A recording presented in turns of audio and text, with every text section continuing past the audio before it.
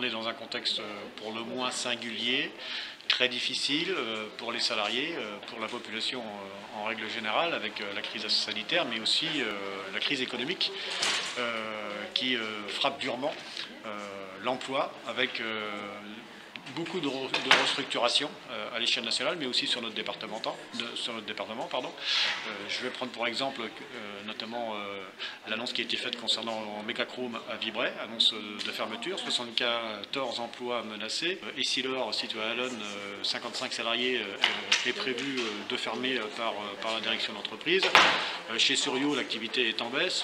Chez Renault, il y a aussi des inquiétudes en lien avec la restructuration décidée par le PDG de cette entreprise. Donc un ensemble de situations qui nous font dire qu'il faut que les salariés se mêlent de leurs affaires, et c'est un peu le sens et l'objet de cette assemblée générale, à la fois faire le point sur la situation économique, politique et sociale, mais aussi fixer des perspectives revendicatives. Alors on a un certain nombre d'échéances qui nous attendent pour ce qui concerne la Confédération CGT. Donc on a décidé de faire de la deuxième quinzaine d'octobre une quinzaine d'initiatives, d'actions qui s'appuient sur des réalités locales. Donc ce n'est pas les sujets qui manquent comme je viens de l'évoquer. Et puis on a un certain nombre de professions qui ont d'ores et déjà prévu des actions.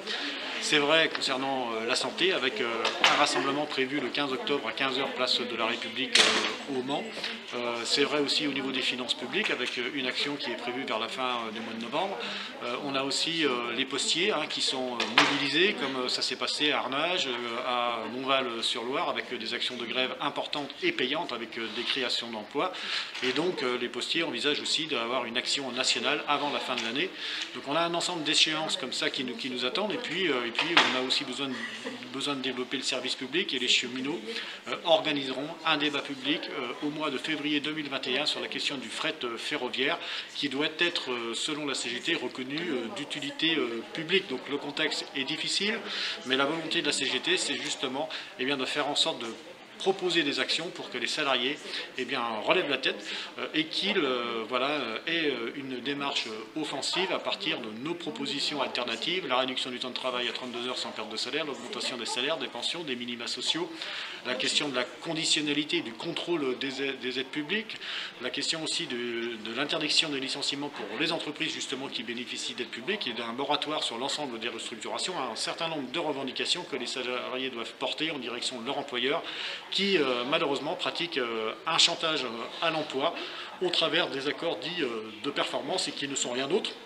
que des éléments, des outils pour remettre en cause les conquis sociaux des salariés.